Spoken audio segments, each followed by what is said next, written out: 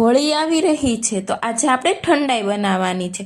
તમને ખબર છે ઠંડાઈ શું કામ બનાવવાની હોય છે? કેમ કે હોળી પર લોકો ખૂબ જ માંદા પડે છે, તેથી શરીરને ઠંડક આપે તેવી વસ્તુ રાતે પલાળવાની ને સવારે દૂધમાં પીસી નાખવાની હોય છે। તેમાં આપણે કાજુ, બદામ, વરિયાળી, એલચી, મગજતરીના બી, ખસખસ અને ગુલાબનો પાવડર લેવાનો અથવા તો ગુલાબની પાંદડી લેવાની અને આ બધું જ રાતે પાણીમાં પલાળી દેવાનું છે। અને જો હવે આ બધી જ વસ્તુ આપણી પલળી ગઈ છે અને આપણે હવે પીસી નાખીશું।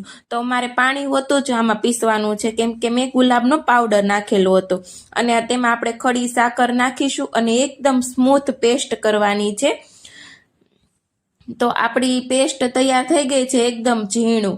અને હવે આપણે એકદમ ઠંડુ દૂધ લેવાનું છે અને તેમાં આ પેસ્ટ એડ કરી દેશું અને સારી રીતે મિક્સ કરીને આપણે આ બધી વસ્તુને ગાળી લેવાની છે, કેમ કે તેમાં આપણે એલચી આખી નાખેલી હતી અને મગજતરીના બી, વરિયાળી આ બધું અચકચરું રહી ગયું હોય તો તે ગળામાં અટકે નહીં, તેથી આપણે આ બધી વસ્તુ ગાળી નાખીશું। અને આપણી ઠંડાઈ તૈયાર થઈ ગઈ છે, તો ચાલો બધા જ હોળી ઉપર પીવા અને તમે બધા પણ બનાવજો, બહુ જ મસ્ત